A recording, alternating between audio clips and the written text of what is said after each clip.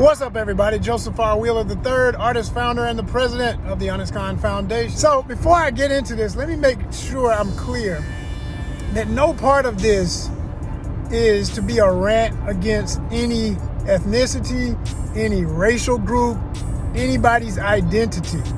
I have friends and family, more importantly the word family, of just about every ethnicity you could name. And when I say family, I don't just mean people who are directly related to me in direct kinship. I mean people who are like family to me. So anything I'm about to say, I want to be very clear, because those people would watch what I'm about to say and be very clear. They know me, they know where I'm coming from, and they know I don't mean any insult to any and everybody of a certain ethnicity. But I am going to speak on the disparities, and that is the word. It's not even about the group so much. It's about any time in human history that people allow disparities between groups when it comes to general participation in certain things that should be the genuine right, the civil right, the human right, the natural right, and the order of nature for all people to participate in certain things.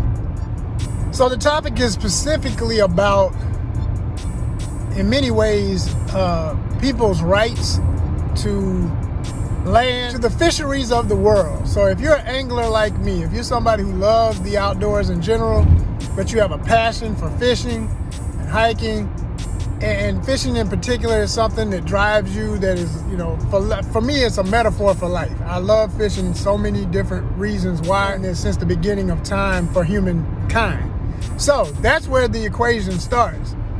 The first humans, without any argument of it, proven scientifically, ages-old information, generations-old information, is that we all, and I repeat all, came from African roots. We are all from Africa one way or another. Now, the way I like to say that I am an African diasporan, being an American black person, sure, there's the phrases African American, black, all these things. I look at black as a cultural identity. I look at African American as a nationalist political perspective. It's really a political thing. It's the only term you hear used by politicians when they want to make a point about black communities.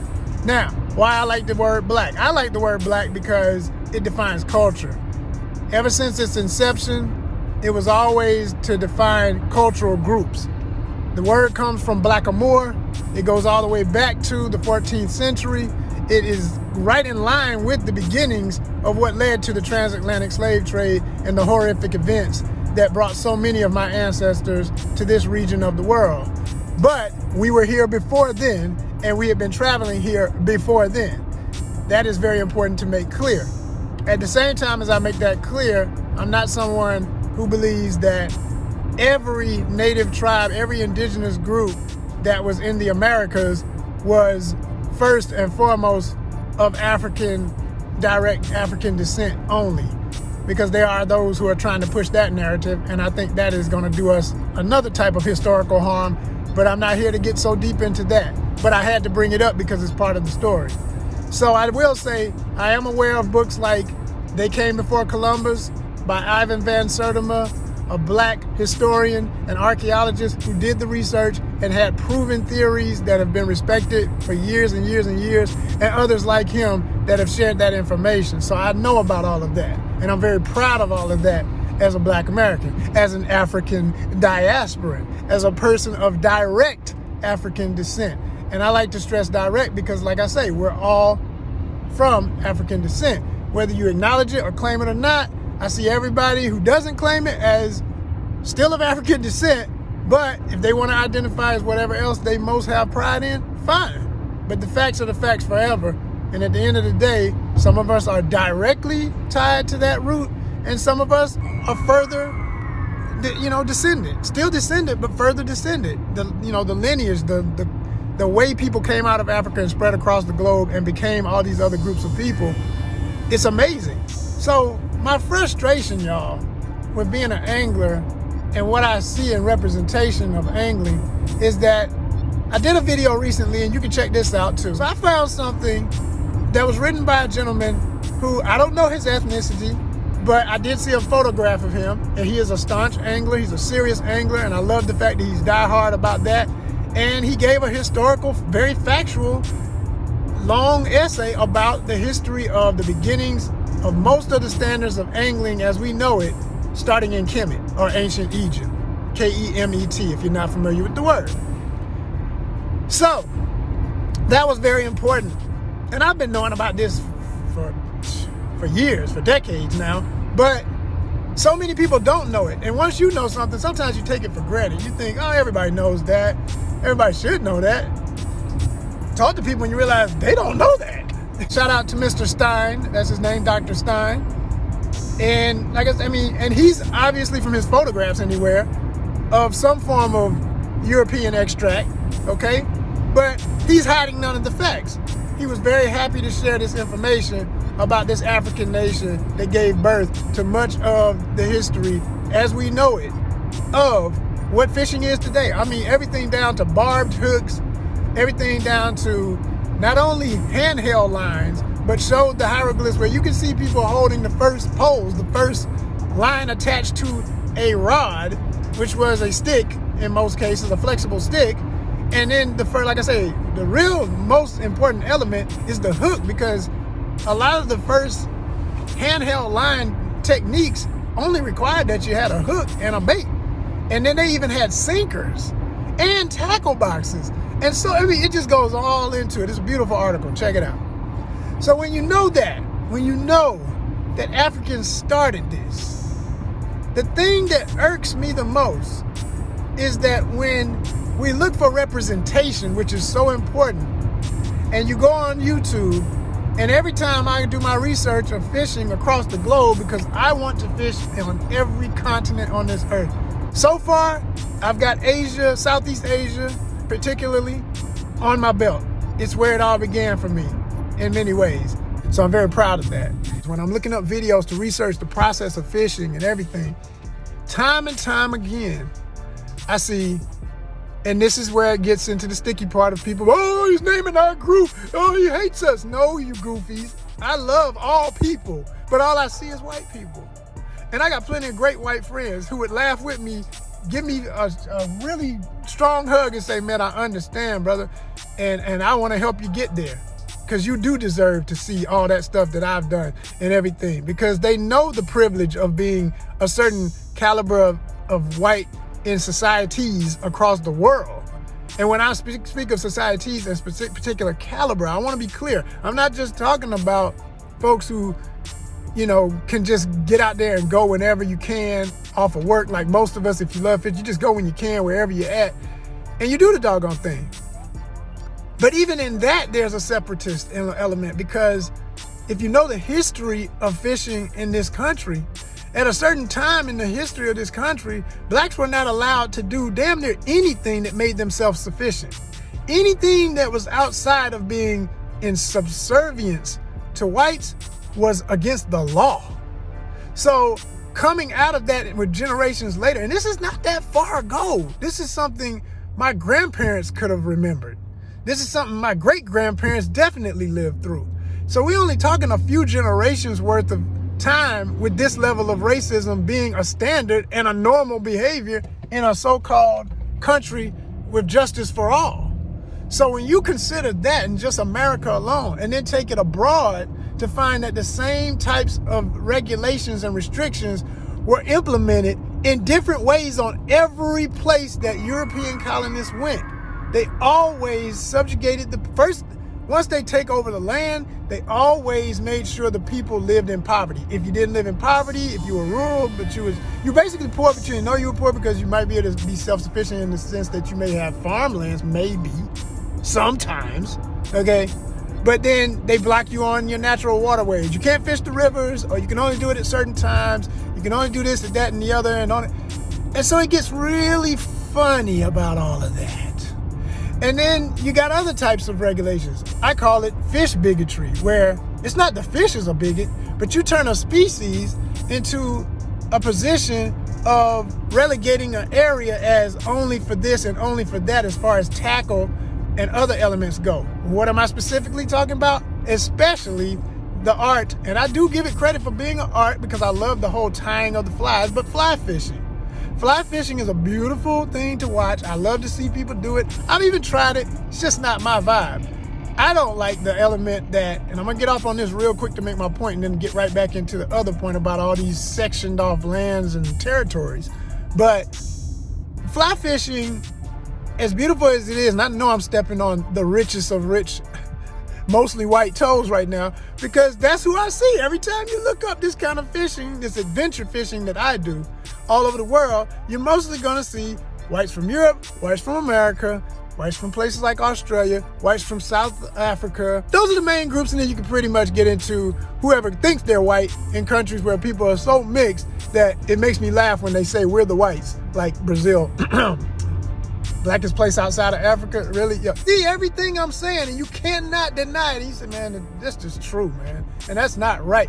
Then you're on the side of function versus dysfunction, and welcome to my world, because that's the only kind of people I want around me. Those are my brothers and sisters. I don't care who you are. Those who understand these basic things. So basically you have a situation wherein a lot of folks have been subjugated to not even being able to fish in certain regions because of the history of colonization.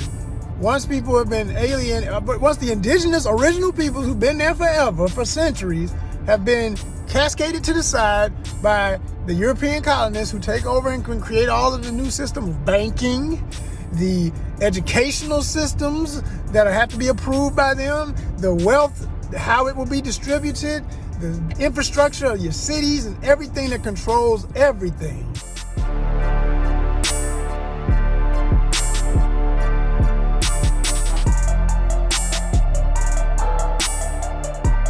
They naturally have a way of controlling certain parts of the natural resources departments in just about everywhere in the world where this exists. So my example of this and how it ties in with fly fishing is in Georgia. I am a registered angler. That means I buy my license annually so I can fish anywhere in the state of Georgia within regulations, and I follow the rules. Okay? When I want to go and get in a certain region of the Chattahoochee River, which runs pretty much the length of the entire state, from North Georgia all the way down until it gets to the bottom of Georgia, on into it, filters into Georgia, Florida, and all of that, the Gulf of Mexico. The Chattahoochee River Basin, in the northern part of the city, in the metro area of Atlanta, it has historically been known. Anybody from Atlanta knows what I'm talking about. The water above the city is cleaner. Everything from the city down is murkier and has all types of issues of E. coli and other contaminants. Now, it gets worse in some areas. It's very concentrated near the city. So bad that I remember one time I was taking a walk on what's called the Beltline, which is a walking path that is tied to old railroad track systems and old walkways that have been around Atlanta for a long time. They turned into a nice recreational walkway. Some areas have shops on the side and everything. It's very pretty in some areas. I like the Beltline. Shout out to the Beltline. The problem is this. You'll walk in some areas where I was walking on the Beltline one time. It was near a golf course. It's an inner city golf course area near Buckhead. And when I tell you the sewage smell was so bad, I almost wanted to puke. I almost couldn't even finish my walk. I had to just I gotta go. I can't walk next to this. This is horrible. And I knew that the creek, it wasn't the Chattahoochee, but it was a creek that is a connector. There's so many creeks that run off of it. And it's because of that connection, stuff is tainted. So to know that that's connected to the river, I said, oh my gosh, what is going into the river from here? And this is the city where everybody lives now. Make it very clear. This ain't a white, black, Latin, Asian thing. Anybody. I mean, the city of Atlanta is so everybody right about now. I'm talking about the city limits, the true city of Atlanta city limits, governmentally talking here. All right, district talking. It was bad in that area. And so it's just one example of how the sewage and septic and stuff, and then don't even talk about the factories that run near it in other areas. In Cobb County, there's some areas that I'm aware of that I could go on and on and on. But the point is, and none of this is hidden. There's articles galore. All you gotta look up is contamination of the Chattahoochee River. There's even organizations that fight against this to this day. Shout out to those who do their part, okay?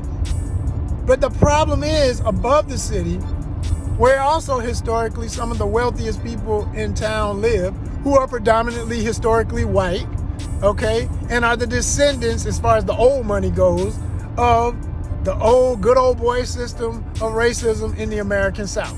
So that's who's run most of this system for ages, and still in many ways does.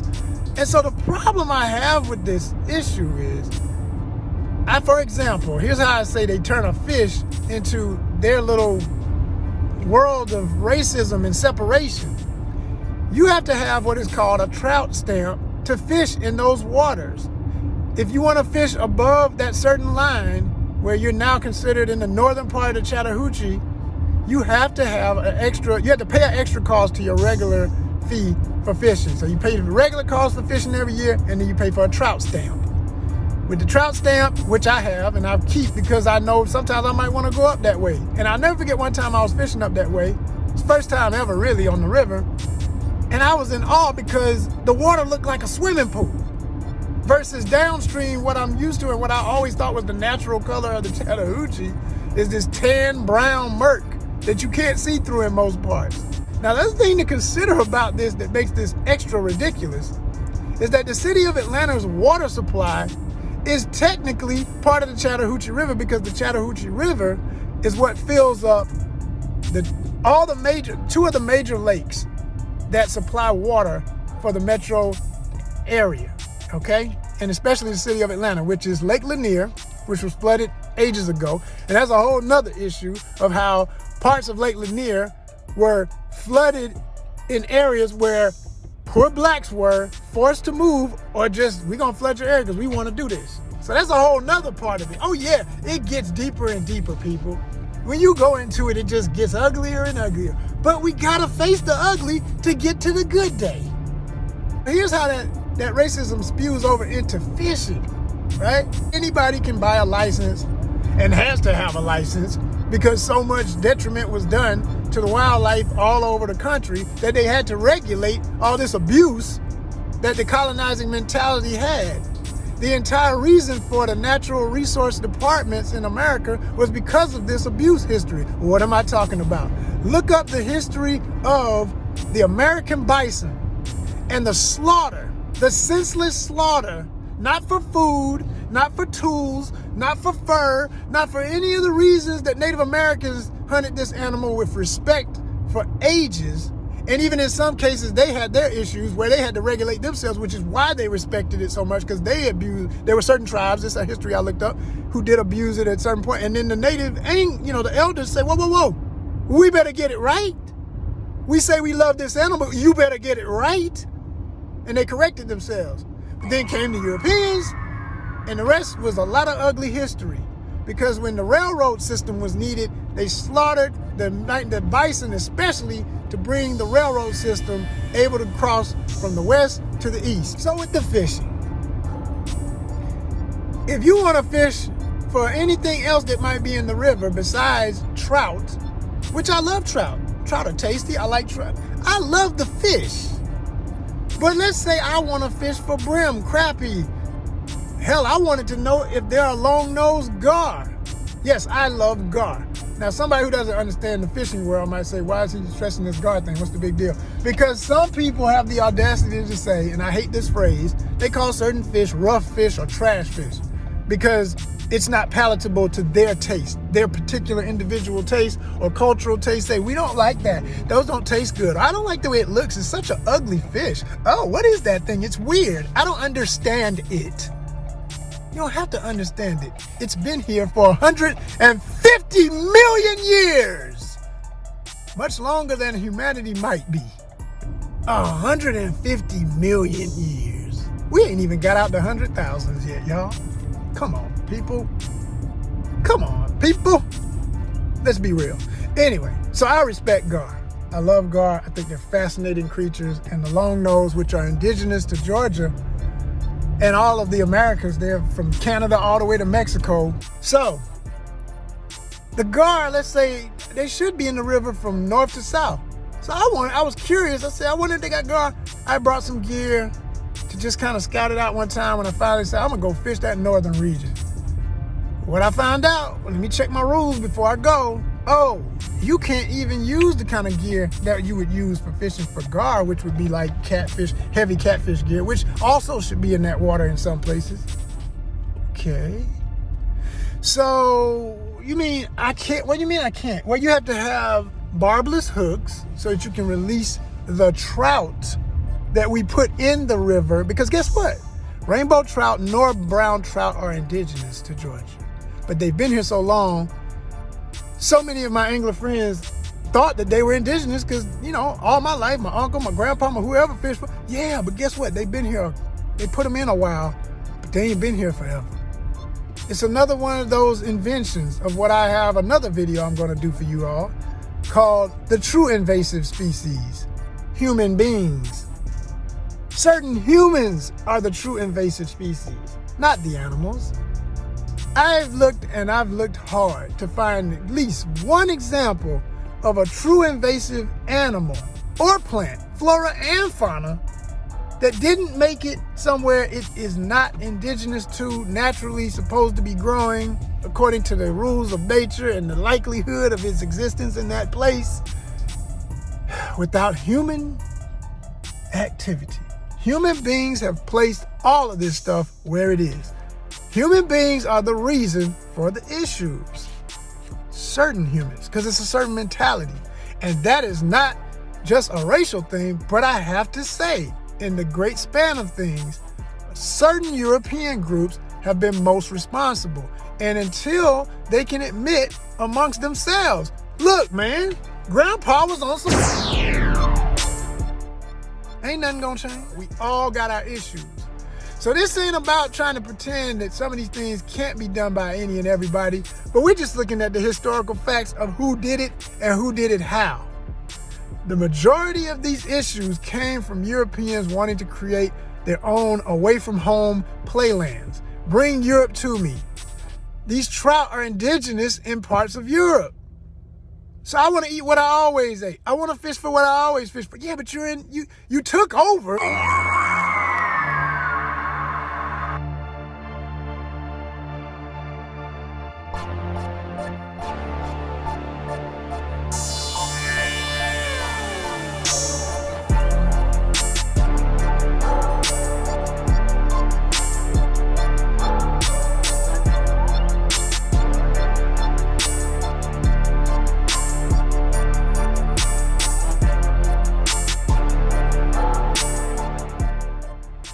You took over some land that was never yours. And now you're gonna force people and the plants and animals and everything to be what you want it to be? Yep, that's right. And that's what has happened. And the sad part is, so many people have to pay the price. And so many animals have to pay the price for something that ironically, in many ways, is dying out anyway. How many people in percentages are fly fishermen? First, or fly fishing ladies. You can't even afford it. It's so expensive on purpose. It was created to be an elitist thing, like so many things. And all this conservationist talk. You hear this conversation all the time amongst fly fishermen. We're about the fishery, or we're about conservation. Are you really? Some of y'all, I believe. I got a good friend who's a fly fisherman. I think he's that kind of guy, and I love that about his process. Views and opinions expressed in this video do not necessarily reflect those of all of Honest Con's affiliates, associates, and definitely do not necessarily, but some of these other folks that I hear say this, it's not in your actions. The time it takes to pull in a fish, big or small, I've seen it in person and in videos time and time again, in all these exotic places with folk fishing in the ocean, in the rivers and everything. I just want to catch a so-and-so on the fly. It's nostalgia of catching it on the fly. I get it for the lure. I'm all for the art of making the lure. Even the equipment is cool in how it looks, and I like the beauty of the waving line when it's whipping around and when it lands on the water so gracefully. Yeah, it's beautiful. But when that fish, who no matter what type of tackle you're using, is fighting for its life. The thing I have respect that I keep with me at all times when I fish is this thing. What is bringing me joy is its terror for the moment, trying to get the hell away. I can play any human game, mind game I want. Everything is about survival. If something catches me and I can't get away, I'm fighting for my life. So what we call the fight gives us a thrill. And if we choose to eat it or can't eat it because of, hopefully it's a species that is healthy to eat, hopefully there's nothing wrong with contamination in the water and everything else that humans have brought to this situation that was not there when my first ancestors fished in Kemet. That water was pure. Can you just imagine? Can you imagine absolutely pure fish where just about, you just say, I don't eat those because I don't like the taste, but I could if I wanted to. If I had to eat it, I could. Pretty much everything out here I can eat, except for the ones we found out are poisonous or the ones we found out has this, that, and the other. Just about everything you could eat. Wow, that's a beautiful thing. You know, if you're not allergic to fish, a pescatarian would have had a heyday back in the day. You know what I'm saying? So here we are with this other reality where you got to do what you can and only what you can within regulations, within restrictions, within financial restrictions, educational restrictions. It's not that people are dumb or stupid or don't have the ability to fly fish because it takes somebody who's a brainiac or super genius, and you have to be of another part of society to fish like we fish. No. Anybody can do anything that any human being can do. You can try it. You may not excel at it. And if you do it long enough, you might excel at it. If you really give a damn about the fish, understand, if a fish is going to be on this line past a certain amount of time, it's exhausting the fish. It might not live. Am I going to eat it? No, I don't want to eat that. Then why fish for it that way? There ought to be a better method, or in some cases, don't bother. Now, you can't choose what is going to hit your line. We all know if you fish. You can't say, oh yeah, I did everything I could to use the bait that I thought wasn't going to attract them, and I still caught one of those, that thing I didn't want to catch. It happens. That's just the process of fishing. But when you are going into it consciously thinking, I don't want to abuse this fish, and I don't want this fish stressed out so long that it's going to die and I'm not going to eat it. Oh, it's okay. Everything in nature, something's going to eat it. Yeah. But if this becomes popular, and this is what happens with human beings, if it becomes popular and everybody wants to do it, now it's not just me and my one time, oh yeah, the fish was exhausted, it died after the fight, I took a picture with it and put it back in the water and I couldn't revive it for nothing, and I know that fish died, but it's okay because it was in alligator infested waters and the alligators got it or the turtles got it or whatever. It's good, it'll be all right. All right, that's a good excuse and a good, okay, I can look at myself in the mirror and sleep at night excuse until 50,000 other people, well, may not be that many interested anglers, but I'm just saying hundreds of anglers start to frequent that area, and you can see accounts of this if you do the research. There are examples of this, and this is why certain areas who get aware of this start making regulations. Just like in certain countries now, because of the influx of Europeans and Americans and others, and these are mostly white Americans and whatnot who have the money to go to these places, exotic Brazilian trips, fly fishing in the Amazon and all of this, they have regulated catch and release only. You catch a tucunare, which is the peacock bass. You catch a peacock bass, catch and release them big ones. That's it.